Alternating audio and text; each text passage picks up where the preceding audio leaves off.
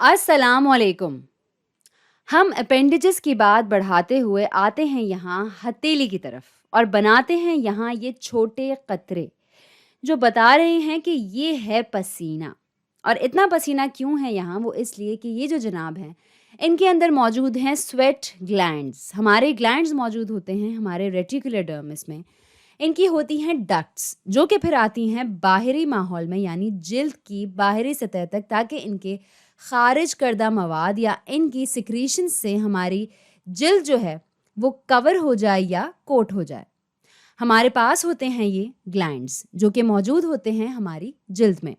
ये है holocrine gland, दूसरा है एपोक्राइन ग्लैंड और तीसरा है मेरोक्राइन ग्लैंड। इन तीनों ग्लैंड्स के जो नाम हैं इसी में इनकी सिक्रीशंस रिहा या रिलीज होने का तरीका छुपा हुआ है। होलोक्राइन ग्लैंड जो है ये अपनी सिक्रीशंस रिलीज या रिहा करता है पूरे सेल को तोड़कर या डिसइंटीग्रेट करके। पूरा सेल यानी अंग्रेजी में होल सेल, इसीलिए ये है होलोक्राइन ग्लैंड। पूरा सेल टूट जाता है सीबम नामी चीज रिलीज करने के लिए।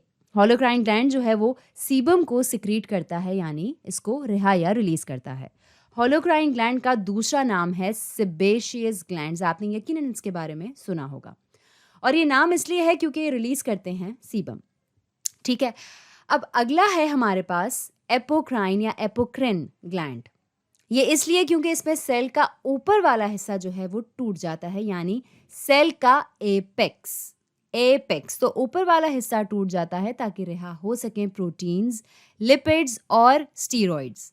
सेल का एपेक्स यहाँ टूटेगा, इसलिए एपोक्राइन ग्लैंड। अब तीसरा आता है मेरोक्राइन ग्लैंड और इसके नाम में कोई बहुत खासियत नहीं छुपी हुई, लेकिन फिर भी हम इसके बारे में पढ़ते हैं। इसमें पसीना निकलता है और ये निकलता है इस मरहले के तहत जिसे कहते हैं एक्सोसाइटोसिस।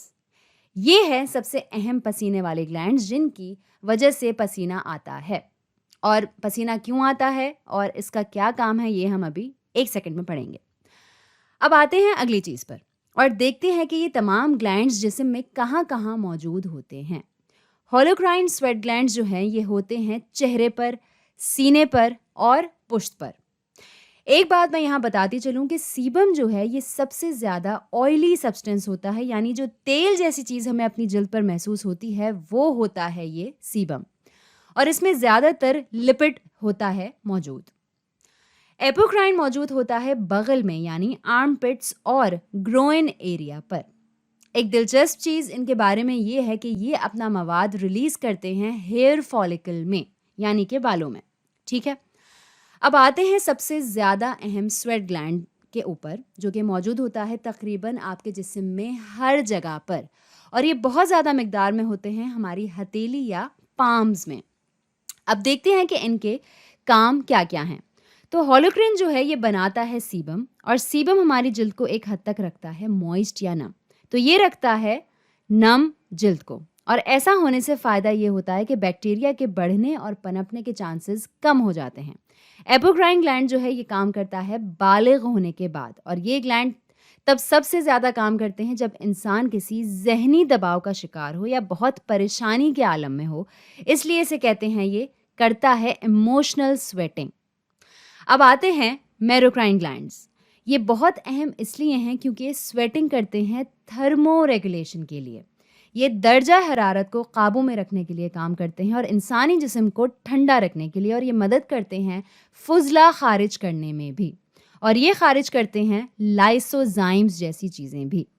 तो पसीने के साथ साथ सिर्फ दर्जा हरारत नहीं बल्कि बहुत अहम मराहिल भी हो रहे होते हैं पूरे, क्योंकि लाइसोजाइम्स जो हैं ये हैं वो एंजाइम्स जो बैक्टीरिया को करते हैं लाइस, और एंटीबॉडीज़ को भी जो कि होते हैं इम्यूनोलॉजिक प्रोटीन्स। तो एंटीबॉडीज़ जो कि टैग करती हैं बैक्टीरिया को और बाकी फॉरेन बॉडीज़ को भी या पैथोजेंस को जो कि नुकसान पहुंचा सकते हैं हमारे जिस्म को और हमारी जिल्द को, जैसा कि हमने पहले पढ़ा है। इन सब को टैग करता है बाहर निकलने के लिए। तो उम्मीद है कि ये देखकर आपको अंदाज़ा हुआ होगा कि हर एक ग्लैंड अपने आप में कितना अहम किरदार अदा कर रहा होता है। तो आज के लिए इतना ही।